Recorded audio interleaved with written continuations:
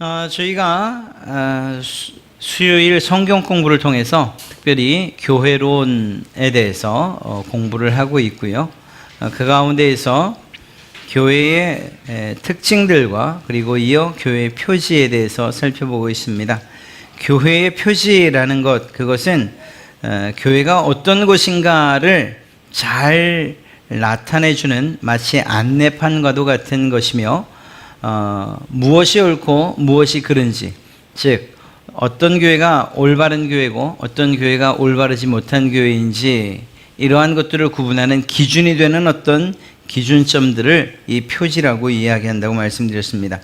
그래서 교회의 표지라고 하면 사실은 교회가 하나 되어 있을 땐 필요 없었지만 이단이 침투하고 공격해 오면서 이단이 도대체 무엇을 말하는지, 그들의 이야기가 어떤 면에서 잘못된 것인지를 분명하게 알 수 있고 또 인식할 수 있는 기준이 필요했습니다.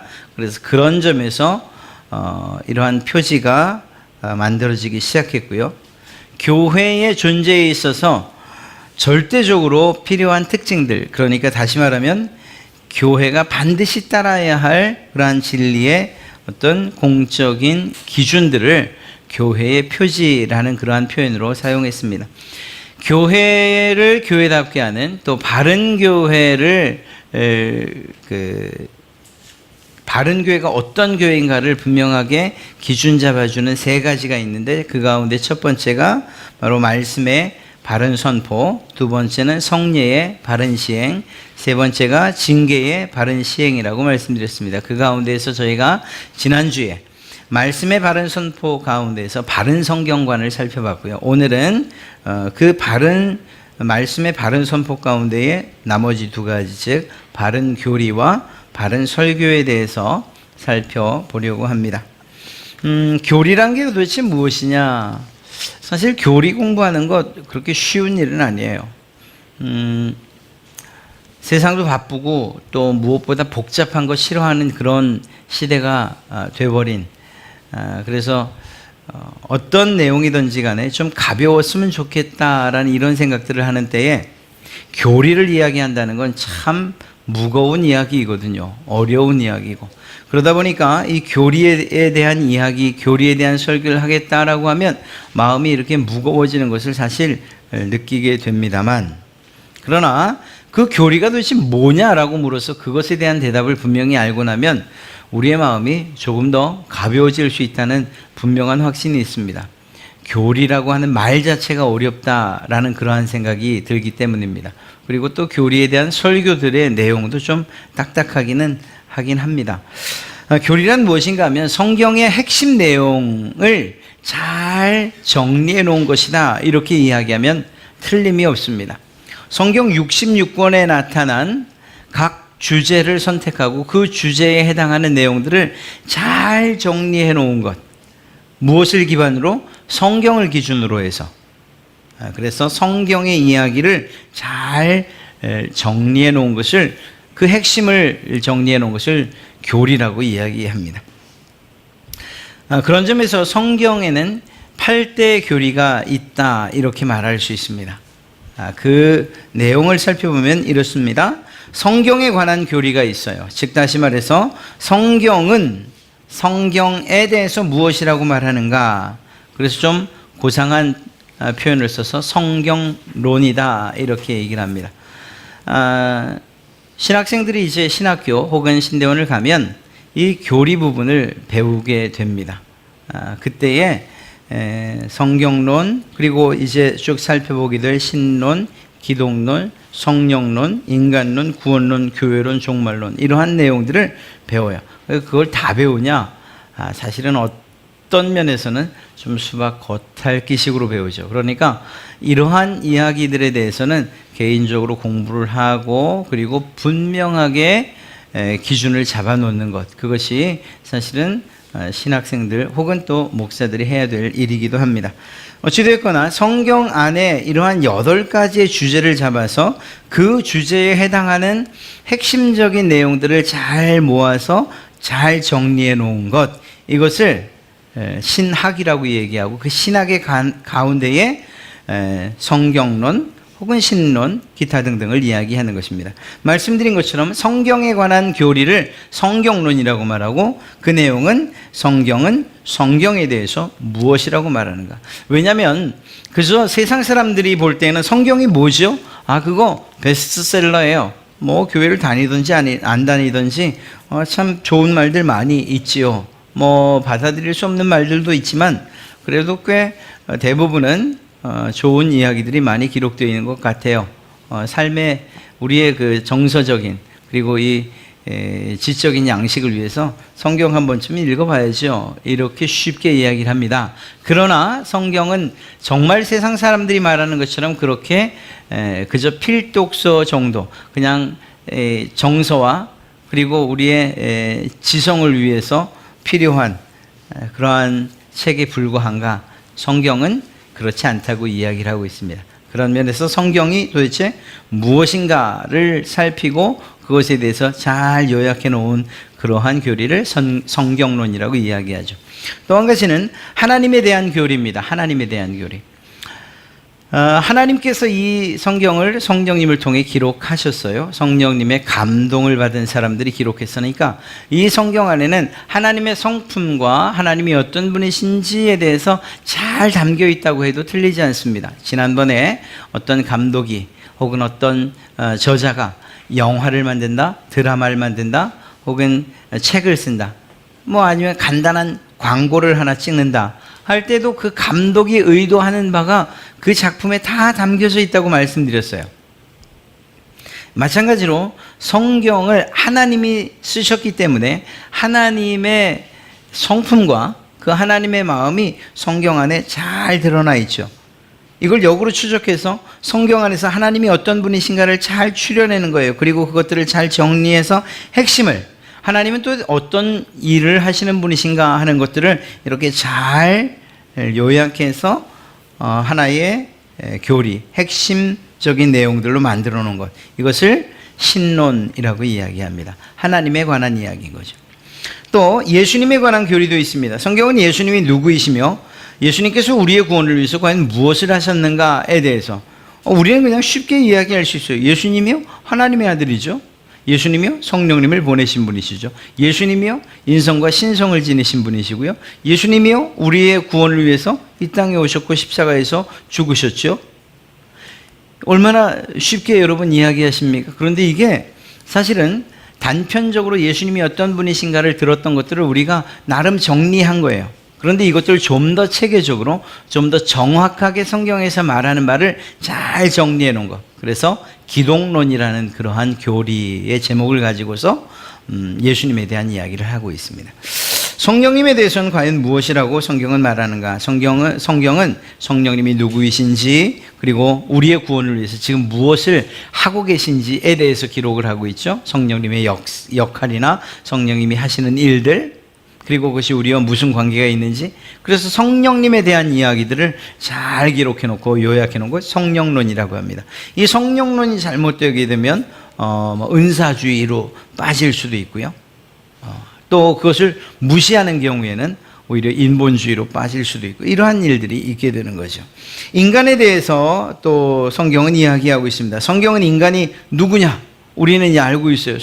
성경은 인간이 하나님의 가장 놀라운 피조물이라고 말합니다. 그런데 죄를 지었어요. 그 죄 때문에 죽을 수밖에 없게 된 존재입니다. 이렇게 얘기를 하죠. 우리 힘으로는 도저히 구원받을 수 없는 무능한 존재이기도 합니다. 이렇게 얘기를 해요. 성경이 그렇게 기록하고 있기 때문에 우리가 그것들을 이야기할 수 있는 거예요.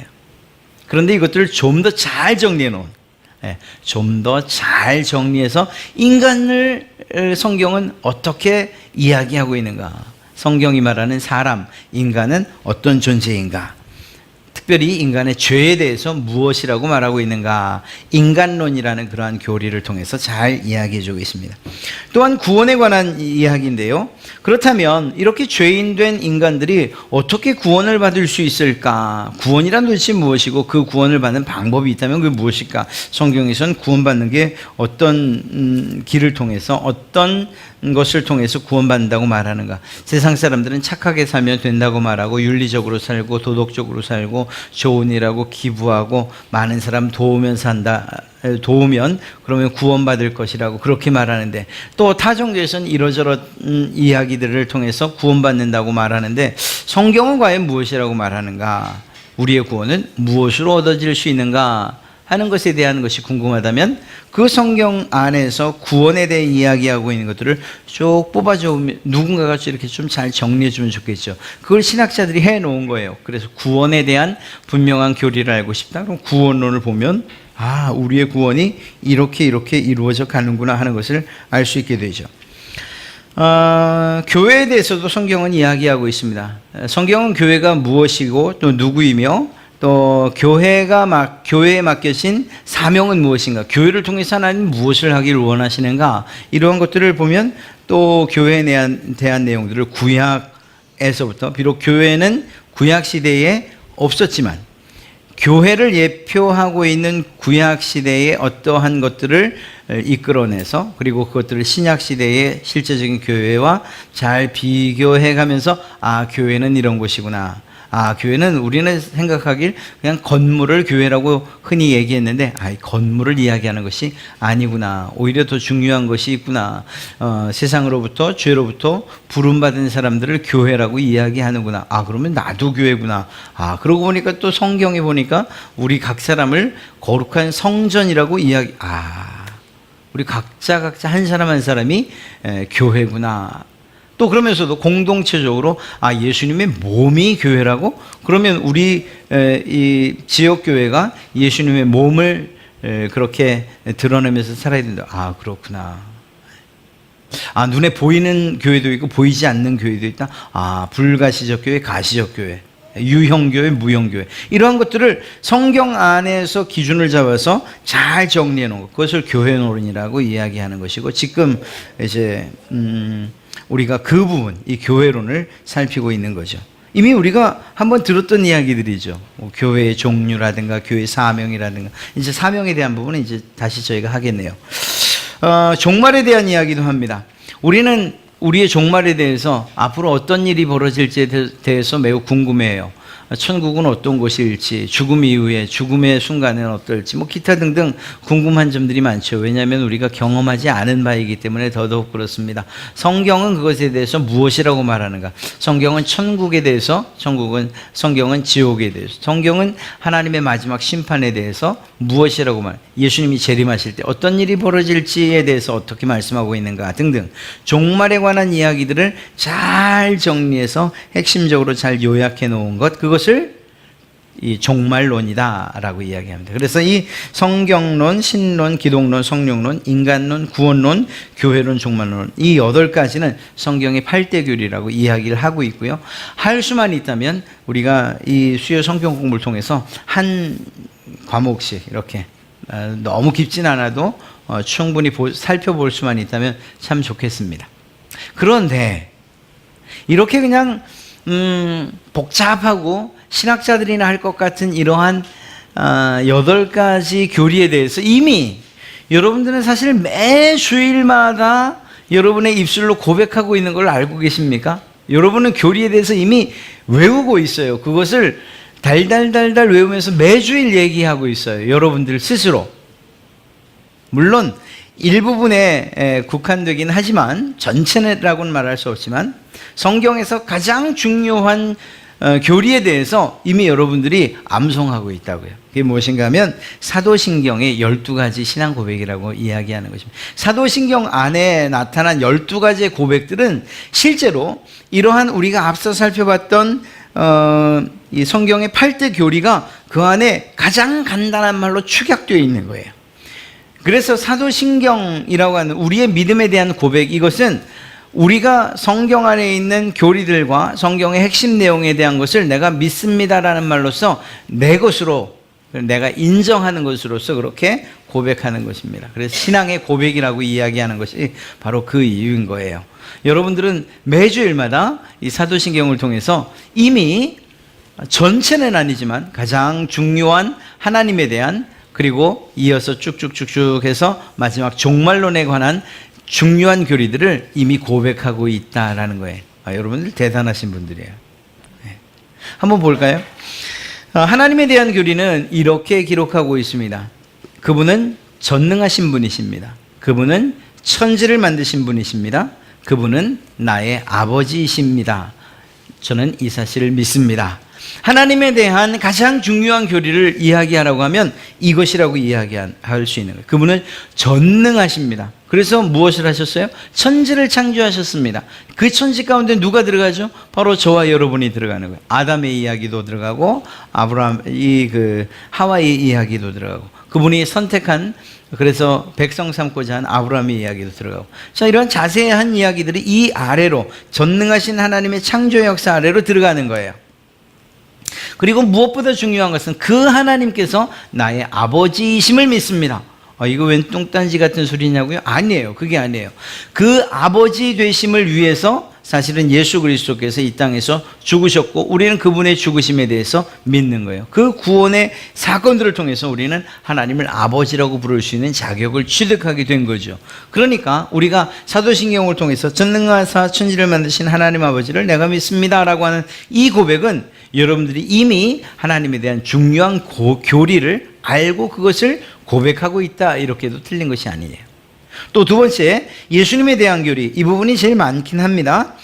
첫째는 뭘 믿느냐? 그의 외아들, 하나님의 외아들이시라는 사실을 나는 믿습니다. 삼위일체 가운데 하나님의 아들이라는 사실, 주 예수 그리스도 그분 되심을 나는 믿습니다. 두 번째, 그 예수님은 성령으로 잉태하여 동정녀에게서 태어났다는 사실을 믿습니다. 세상 사람들은 믿을 수가 없어요. 믿는 사람도 없어요. 거짓말이라고 말하고 과학적이 아니라고 말해요.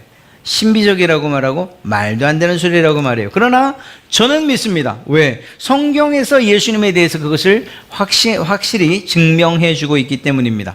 증거해 주고 있기 때문입니다.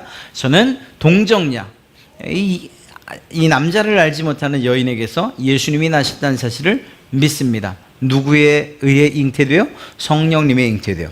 자, 그 다음에 그는 예수 그리스도는 본디오 빌라도에게, 물론 본디오 빌라도뿐만 아니라 로마 병정들과 종교 지도자들에게도 해당되지만 본디오 빌라도라는 한 사람이 이러한 모든 예수님의 고난을 가한 대표자로서 이렇게 사도신경에는 기록되고 있는 거죠. 그래서 본디오 빌라도에게, 즉 사람들에게 이 고난을 받으셨고 결국 십자가에 못 박혀 죽으셨다는 사실을 믿습니다.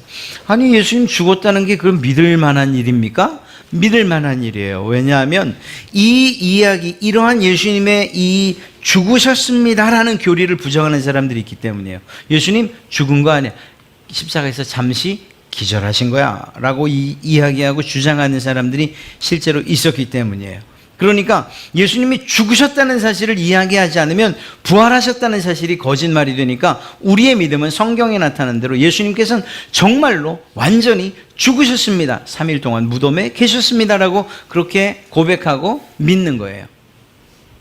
어떤 사람들은 예수님은 십자가에서 기절한 거야. 그러면 예수님이 기절했고 그리고 다시 깨나신 것에 불과해. 그러니까 예수님이 죽은 것이 아니야 라고 이야기하죠. 그러니까 예수님의 죽으심을 부정하면 예수님의 부활까지도 부정하게 되는 것이거든요. 그런데 우리는 그렇게 말하지 않아요. 우리의 믿음은 성경이 말한 대로 예수님이 죽으셨습니다라고 그렇게 고백합니다. 그렇게 믿습니다.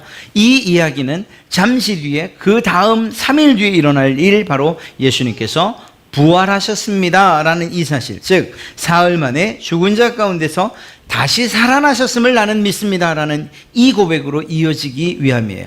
이 말은 왜 하는가? 또 예수님께서 기절하신 것이다라고 이야기할 뿐만 아니라 예수님께서 부활하셨습니다라고 이렇게 믿고 고백하는 우리들을 향해서 어떤 사람들은 예수님은 부활하지 않아서, 예수님이 제자들에게 나타난 것, 그거는 집단 최면에 의한 일이야. 그것도 참 이상해요. 집단 최면이 도대체 얼마만큼 많은 사람들에게 최면을 걸 수 있는지 몰라도, 이곳 예수님이 하늘로 승천하는 장면만 본 사람이 500명인데 500명이 집단 최면이라, 또 지역이 또 다르죠. 예수님이 이곳에서도 나타나시고 저곳에서도 나타나셨는데 나타나실 때마다 레드 선 이러셨는지 글씨는 않으셨을 것 같은데, 자, 그러한 이야기들을 하는 이유가 뭘까요? 예수님이 부활하지 않으셨다라는 이 사실을 이야기하기 위함이에요. 그러나 우리는 그것이 거짓, 즉 예수님 부활하셨다는 사실을 성경이 말하고 있기 때문에 나는 이 사실을 믿습니다. 예수님의 부활을 믿습니다. 이렇게 고백하는 거죠. 다른 데 있는 것을 믿냐? 아니요. 성경에서 그렇게 말하고 있기 때문에 우린 예수님에 대한 그 부활에 대해서 확실히 믿는다고 고백하는 거죠. 뿐만 아니라 그는 하늘에 오르시어 전능하신 하나님 우편에 지금 앉아 계신다는 것, 그리고 그곳으로부터 산자와 죽은 자를 심판하기 위해서 이 땅에 다시 오신다는 것, 예수님에 대한 교리, 우리는 성경에 나타나 있는 이러한 내용들을 우리의 사도신경에 담아서 날마다 고백하면서 우리의 믿음을 나타내 보이고 있는 거죠. 그러니까 사실은 우리가 교리에 대해서 너무 어려워요 라고 말할 게 아니고, 실제적으로 우리에게 있어서 가장 중요한 뼈대가 신학적인 교리라고 이해하는 것이 더 쉬워요. 뼈대가 없이 몸이 세워질 수 있냐? 그럴 수는 없어요. 뼈대가 있어야 이 몸이 힘도 발휘하고 서 있을 수 있고 형체도 있을 수 있는 거예요. 신학적인 토대, 그 교리는 뼈대와도 같아요. 자, 그런 가운데 성령님에 대한 교리, 거기 얘기하잖아요. 나는 성령님을 믿습니다. 어떤 일을 하시는지, 무엇을 하는지에 대해서는 성경에 나타나 있지만 1차적으로 나는 성령님이 계시다는 사실을 믿습니다. 그리고 교회에 대한 교리도 있습니다. 나는 거룩한 공회와 성도가 서로 교통한다는 사실을 믿습니다. 어디에서? 교회 안에서. 인간과 구원에 대한 교리도 우리의 사도신경에 담겨 있죠. 죄를 사하여 주시는 그것 믿습니다. 우리 인간이 죄가 있지만 그 죄를 사하여 주어 구원 주신다는 사실을, 구원받을 수 있다는 사실을 난 믿습니다. 그리고 몸이 다시 사는 것을 믿습니다. 이 종말에 대한, 그리고 영원히 사는 것을 믿습니다. 이 종말에 대한, 부활에 대한 그러한 교리라고 이야기할 수 있는 거죠. 비록 앞서 말씀드렸던 것처럼 이게 전부는 아니에요. 성경에 나타난 교리의 전부는 아니지만, 그러나 가장 중요한 핵심적인 교리들을 이미 이야기하고 있다 해도 틀리지 않은 것이죠. 그러니까 우리가 미처 인식하지 못하는 사이에 이미 우리는 우리의 신학적인 교리를 우리가 다니는 교회 안에서 다 정립해 가고 있다라는 사실이에요. 중요한 것은 이 교리가 어떤 역할을 하느냐, 정통과 이단을 구별하는 아주 중요한 기준이 된다는 사실입니다. 예를 들면 삼위일체의 교리를 부정하거나 예수님의 신성이나 혹은 인성에 관한 교리를 부정하고 이신칭의를 부정하는 그러한 경우가 있어요. 예를 들면 이런 거죠. 예수님의 신성을 부인하는 이단이 어디 있을까요? 예수님의 신성. 아리우스파라고 해서요. 실제로 지금 후대에 남은 종교를 따지면 여호와 증인 같은 경우예요. 여호와 증인은 예수님을 최고의 피조물로 보죠. 피조물로 봐요. 그러나 하나님으로 인정하진 않아요. 이러한 교리를 가지고서 여호와 증인들은 살아요. 그러니까 그것을 믿는 이들, 우리와 다른 믿음이지 않습니까? 우리는 예수님께서 하나님이라는 사실, 신성과 예수님은 완전한 사람이라는 사실을 우리는 동시에 믿어요. 또 반대로 예수님은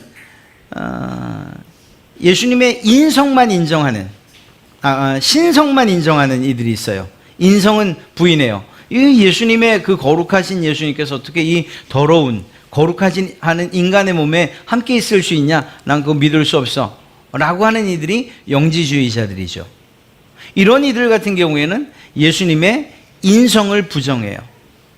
그러면 여러분들은 예수님은 완전한 신이시고 완전한 사람이십니다라는 분명한 기준을 가지고, 그리고 나서 그들의 파수대를 보거나 아니면 영지주의적인 어떤 사고를 가지고 있는 사람들과 이야기할 때에 그게 구분이 되는 거예요.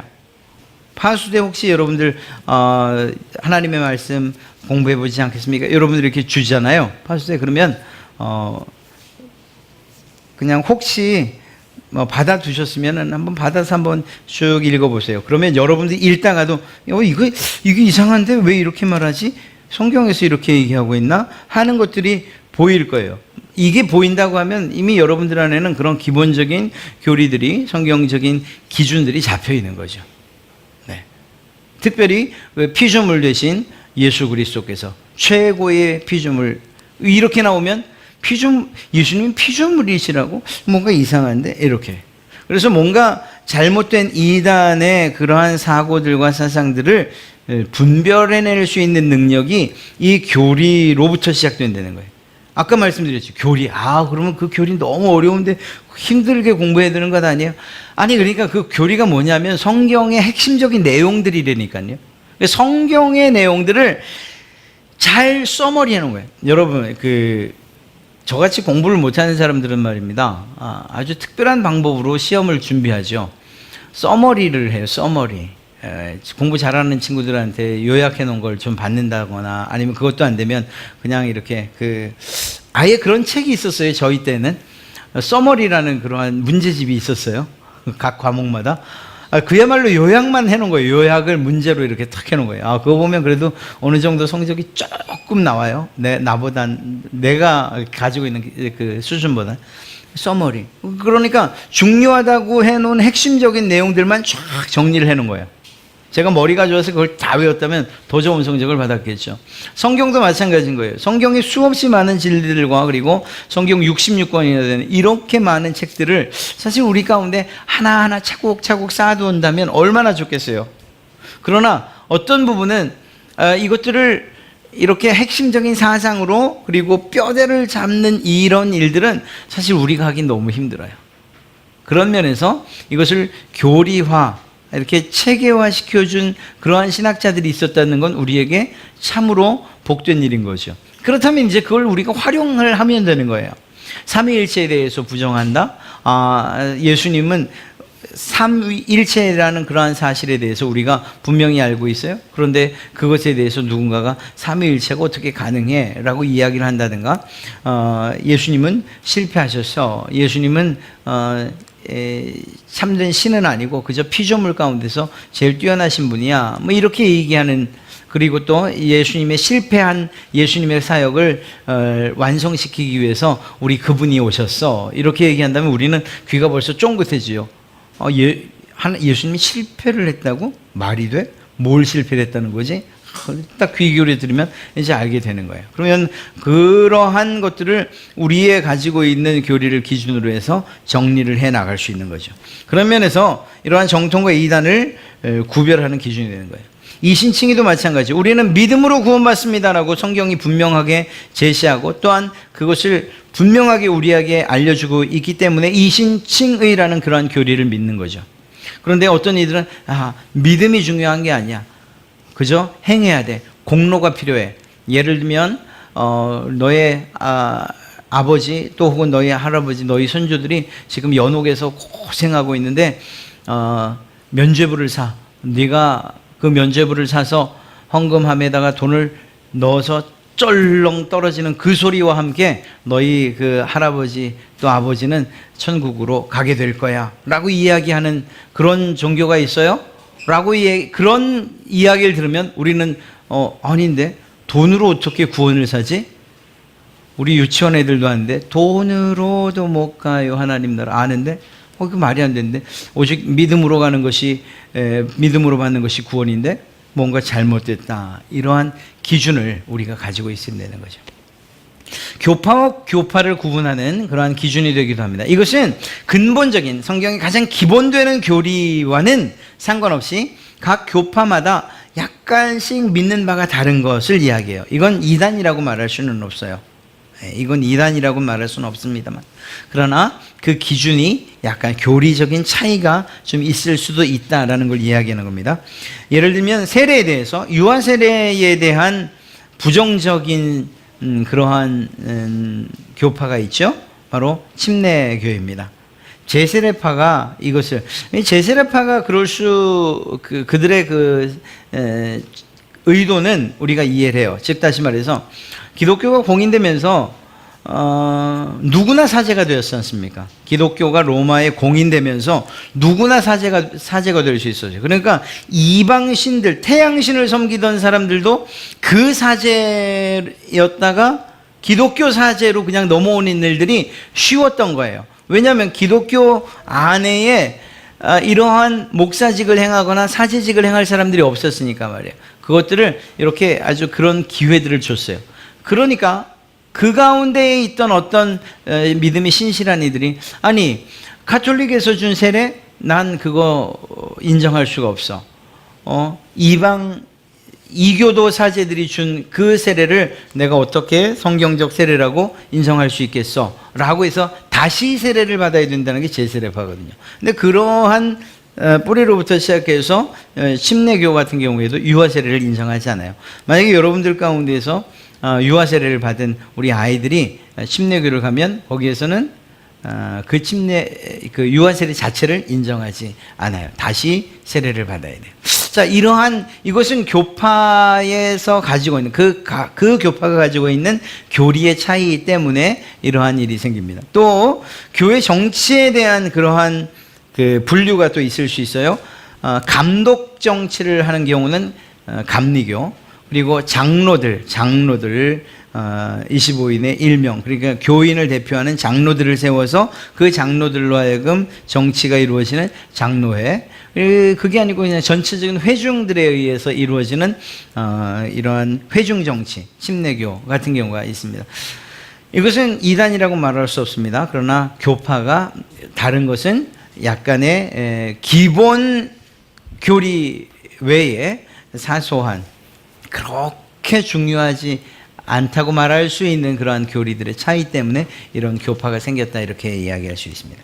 자, 이렇게 바른 교리를 갖는 건 매우 중요해요. 여러분이 성경을 읽을 때 어떤 것들이 긴가민가 하는 일들이 많아요. 그럴 때는 오히려 좀 어려운 길을 선택해 보세요. 이것에 대해서 정말 바른 신학적 교리는 무엇인가? 우리 전도사님한테 물어보면 아주 대답을 굉장히 잘해 주셔요. 딱 물어보고 대답 딱 얻으시면은 오히려 성경을 잘 정리해 나갈 수 있어요. 그러니까 때로는 역으로 한번 가보시는 것도 괜찮아요. 그래서 바른 교리를 여러분 안에 잘 정립하고 계시는 것, 그것이 바른 말씀의 선포에 도움이 돼요. 왜 도움이 되느냐? 바로 이제 다음에 볼 내용 때문이에요. 마지막이 무엇인가 하면 바른 설교인데요. 교회의 가장 특징이 무엇이냐 이야기하면 하나님의 말씀을 듣고 그 하나님의 말씀을 믿고 그 하나님의 말씀에 순종하는 것이거든요. 즉 하나님께서 무엇이라고 말씀하시는지에 대해서 듣고 믿고 행하는 거예요.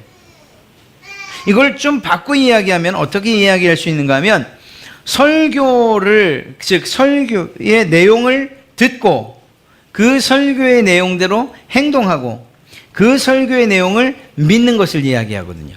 설교를 듣고 믿고 행동하는 것, 즉 하나님의 말씀을 듣고 믿고 행동하는 것. 그러니까 하나님의 말씀과 설교가 지금 같은 동일선상에서 이야기되고 있다는 것을 아시겠죠? 그런 면에서 설교자의 막중한 책임이 있는 거예요. 이건 사실은 이 바른 설교에 대한 부분은 저에게 하는, 대부분의 내용이 저에게 하는 내용이에요. 똑바로 설교해, 이렇게 말씀하시는 내용이죠. 왜 그런가 하면 바른 설교가 선포되지 않는 상황에서 잘못된, 매우 인간적인, 하나님이 기뻐하지 않는 설교가 여러분들에게 선포될 때에, 그때도 여러분들이 정말 개인적으로 목사를 신뢰하는 마음으로 그냥 선포되는 말씀이 하나님의 말씀이든 바른 말씀이든 그런 말씀이든 이것저것 따지지 않고 그냥 듣고 그냥 믿고 우리 목사님 그냥 믿을만 하니까 그리고 그대로 행한다, 이게 잘못된 결과를 낳을 수 있기 때문인 거예요. 그런 면에서 설교를 하는 설교자가 가장 중요한 것이라고 이야기할 수가 있죠. 성경을 바르게 해석하고 그리고 적용해야 할 책임과 의무가 설교자에게 있다는 거예요. 설교자들, 설교하는 저뿐만 아니라 또 우리 전도사님들, 우리 또 구역장님들 가지고 있는 그러한 이 거룩한 중압감, 이 압박감이 사실은 필요해요. 어떤 면에서 어떤 설교가 우리에게 필요한가라고 묻는다면, 첫째는 신학적인 설교예요. 교리적인 설교라고 말할 수 있대요. 나 그 교리에 대해서 잘 모르겠는데. 그러면은 힘들어지는 거예요. 그러면 어떤 이야기를 하는지도 알지 못한 채 그냥 이것도 저것도 설교랍시고 하게 되는 그러한 결과가 있게 되는 거죠. 구속사적인 중심의 설교라고 이야기할 수 있는데요. 그것은 무엇인가 하면 창조, 타락, 구속, 그리고 새로운 창조, 이러한 네 가지 카테고리 안에서 성경은 흘러가고 있어요. 하나님께서 이 성경 창세기로부터 요한계시록의 이야기를 크게 나누면 창조하시고 그 창조가 타락의 결과를 가져왔고 그 타락한 인간들을 하나님께서 어떻게 구원하시고자 계획했고 그 구원의 계획을 예수 그리스도가 어떻게 이루셨고 그 이루신 그 구원의 사역을 성령님께서 지금 우리들에게 어떻게 적용시키고 계신가 하는 이러한 구속에 관한 이야기들, 그리고 그 이후에 새로운 하늘과 새 땅에서의 새 창조에 대한 이 네 가지로 나눠져 있거든요. 그러니까 그 중심에는 예수 그리스도가 있고요. 그러니까 구속사적인 이러한 관점을 가지고 설교하지 않으면 그냥 구약이든 신약이든 상관없어요. 주제에 따라서 예를 들어서 착하게 살자라는 그런 주제를 가졌으면 거기에 해당하는 그런 사람들 또는 사건들을 뽑는 거예요. 또 인물별 설교 중요하죠. 때로는 우리들에게 큰 감동을 줄 수도 있어요. 다윗의 이야기, 우리 다윗처럼 살아야 됩니다. 아브라함처럼 살아야 됩니다. 이게 틀린 말은 아니지만, 그러나 다윗과 아브라함이 강조되는 모든 것이어서는 안 되는 거죠, 설교 안에서.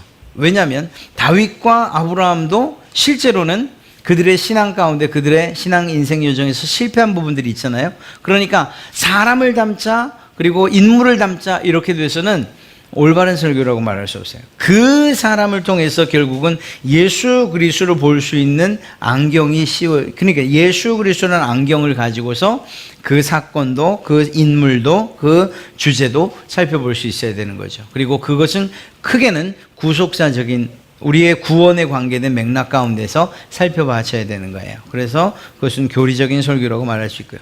그러면 교리적인 설교만 있으면 되느냐? 아니에요. 실천적 설교가 우리에게도 필요합니다. 이게 무슨 말인가 하면요, 그냥 설교를 듣고 그렇구나, 오늘도 좋은 깨달음과 그리고 지식을 얻었습니다로 이렇게 끝나는 설교는 안 되는 거예요. 즉 다시 말해, 성경 안에 그러한 교리들을 잘 풀어내는 것과 동시에 그 교리가 우리의 삶에 어떻게 적용되어야 하는가까지도 다루어주는 것이, 이렇게 적용시키는 이것이 설교에 있어서 가장 중요한 것이라고 말할 수 있습니다. 그냥 사실을 쭉 나열하는 것뿐만 아니라 이러한 이 구속사적인 그러한 관점에서 우리가 이 사건을 봤습니까? 그렇다면 우리가 어떻게 살아야 됩니까?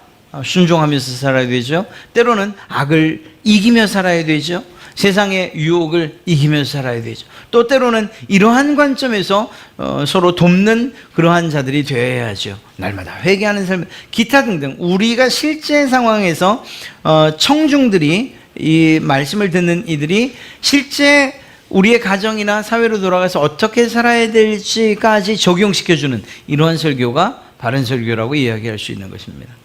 사실 설교자 입장에서는 이 부분이 제일 힘든 부분이기도 해요. 그냥 설교에, 그냥 성경의 이야기만 이렇게 옛날 이야기하는 식으로 이렇게 쭉 해주면 참 좋겠는데, 그것만이 아니고 우리가 과연 그렇다면 어떻게 살아야 하는가까지도 짚어준다는 것, 이건 정말 힘든 일이거든요. 또 한 가지는 성령님의 역사하심을 기대하면서 설교해야 되는 거예요. 이것은 사실 설교자뿐만 아니라 청중들도 마찬가지입니다. 제가 기도할 때 성령 하나님의 역사를 위해서 기도하죠. 그러면서 부족한 저의 입술을 주장하시고, 또 듣는 모든 이들의 귀와 마음의 문을 여시고, 누가 하시는 일이라는 건가요? 성령님께서 하시는 일이라는 거죠. 그래서 성령님의 일하심과 역사하심을 소원하고 기대해야 된다라는 것입니다. 결과적으로 바른 설교를 해야 되는 거예요. 자, 이 부분에 있어서는 저뿐만 아니라 여러분들도 아주 중요한 부분이다 생각하면서 한번 마지막 마무리를 좀 해봤으면 좋겠습니다. 어떤 면에서 중요한가? 저희가 이제 예기치 않게, 그럴 일들은 사실 별로 없는데, 어찌됐거나 우리 인생사가 우리 뜻대로 되는 건 아니니까 예기치 않게 어떤 지역으로 이사를 간다거나, 혹은 아니면 다른 교회를 다니게 될 만한 그런 상황이 생긴다거나 할 그때에 여러분들이 오늘 이 네 가지를 좀 잘 기억해 두시면 여러분들이 바르고 또 제대로 된 교회를 선택할 수 있으리라 믿습니다. 왜냐하면 이렇지 않기 때문이에요. 하나님, 제가 어떤 교회를 갈까요? 지금 1, 2, 3, 4, 5, 6 ABCD 있는데 이렇게 기도를 하면 하나님께서 어느 교회 위에 빨간불을 삐, 이 교회 이렇게 알려주지 않으시기 때문이에요. 그렇게 해주시면 제일 좋죠. 성령님께서 저길 가라고 하시는구나. 하나님, A 교회 갈까요? B 교회 갈까요? C 교회 갈까요? D 교회 갈까요? 그런데 마음속에서 D 이렇게 딱 알려주시면 얼마나 좋겠어요. 근데 그런 일들이 거의 없어요. 그러니까 우리가 예배, 이 교회를 선택하는 데 있어서는 늘 신중할 수밖에 없어요. 가서 등록하기 전에 들어보고, 한 번 아니고 두 번도 들어보고, 세 번도 들어보고, 또 낮에도 들어보고, 새벽에도 한 번 들어보고, 이렇게. 여기만 말고 또 저 교회도 들어보고, 이렇게 쭉 좀 살펴볼 필요가 있어요. 그러면서 우리가 해야 될 일이 무엇인가? 첫째는 설교가 교회의 가장 중요한 일이며 설교가 목회자의 최우선적인 일임을 알아야 된다. 전 여기가 마음에 들어요. 왜요? 설교가 굉장히 짧아요. 이런 기준은 안 된다는 거예요. 찬양이 너무 뜨거워요. 은혜가 있어요. 게다가 설교까지 짧아요. 제 마음에 쏙 들어요. 이렇게 해서는 안 되는 거예요. 왜냐하면 설교가 사실은 하나님의 말씀이 선포된다는 의미에서는 가장 중요한 것이기 때문이죠. 물론 그렇다고 해서 그냥 긴 게 좋냐? 이것도 아니에요. 그러니까 우리가 가지고 있는 기본적으로 납득할 만한 그러한 시간들 혹은 또 보편화된 시간들이 있잖아요. 네, 그렇게. 드리고 싶은 얘기는 설교 중심이냐 아니면 다른 여타가 중심이냐 하는 것을 좀 봐야 된다는 거예요. 찬양이 막 1시간 하고 설교 15분 하고 끝낸다. 그러면 조금 고려해 보십시오. 기도의 시간이 아니고 정말 공예배인데도 그냥 찬양과 기도가 더 많은 비중과 그리고 마치 설교가 옵션처럼 작용되고 있다라고 하면 그 교회는 한 번쯤은 좀 생각해 보십시오. 물론 우리가 흥분하고 때로는 그냥 감동하기에는 오히려 찬양과 기도가 더 강력한 데가 좋긴 해요. 마치 또 살아있는 것 같은 교회이기도 해요. 그러나 하나님의 말씀이 바른 교회를 선택하는 표지 가운데 제일 첫 번째라고 한다면 설교가, 그렇다면 설교에 집중하는 교회 선택하시는 것이 옳다고 그렇게 생각할 수 있습니다. 두 번째, 여러분들이 성경 설교를 들을 때 성경 본문과 관계없이 설교자가 하고 싶은 이야기를 지금 하고 있는가 아닌가 하는 그러한 판단은 좀 하셔야 돼요. 만약에 제가 어느 날 설교를 하는데 무슨 성경 하나 읽어놓고서 대체 뭔 자기 얘기를 저렇게 많이 하지? 실제로 그런 경우 있어요. 인터넷이나 혹은 이러한 방송 설교 아니면 어떤 제가 누구라고 지칭할 수는 없지만 하여튼 있어요. 가면 설교가 40분인데 20분 아니 25분 동안을 자기 손자 얘기를 하고 있어요. 만약 그렇다면 그냥 과감하게 일어나셔서 그냥 나오셔도 돼요.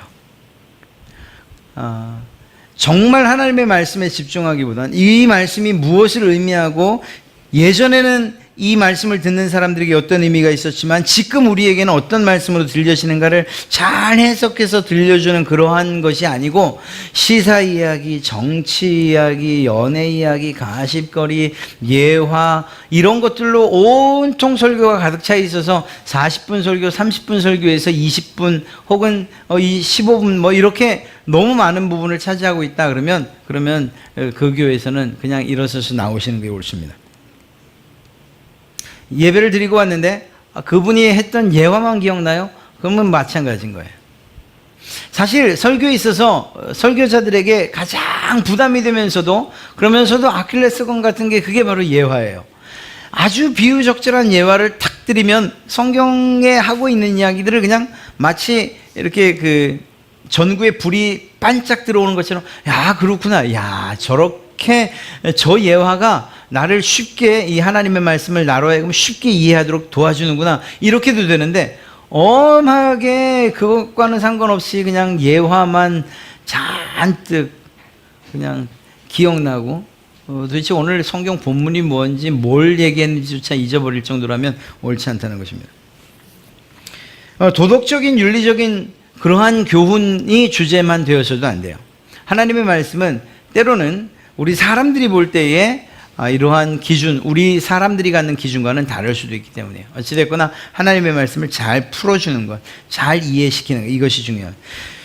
우리가 기본적으로 가지고 있는 교리, 우리가 믿었던 신앙의 그러한 교리들이 있잖아요. 이러한 믿음, 신앙 고백과 같은 이러한 교리들, 이런 것들을 왜곡시키거나 성경의 진리를 다른 것으로 다르게 가르치는 이러한 이것은 잘못된 설교라고 말할 수 있습니다. 이단적이거나 사이비적인 설교, 자신만의 어떤 엉터리 신학이나 교리를 주장하는 것, 이런 것들은 우리가 기본적으로 교리에 대한 그런 공부들과 그것이 우리 가운데 있을 때예요.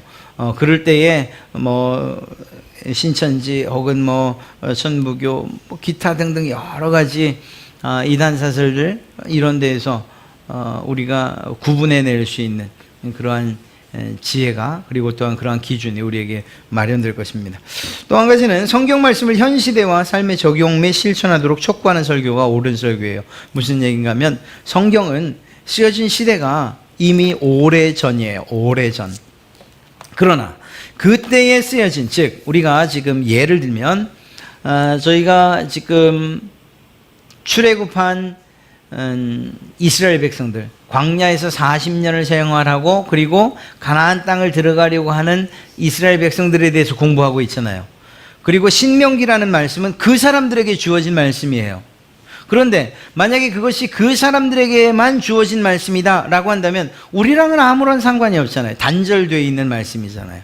이것들을 잘 연결시켜줘서 이때에 주셨던 그 하나님의 말씀, 이스라엘 백성들에게 주셨던 말씀이지만 지금 오늘날 우리에게는 이러한 의미를 갖고 있습니다라고 잘 풀어서 적용시키고 해석해 줄 수 있는 그러한 설교들이 옳은 설교라고 말할 수 있는 거죠.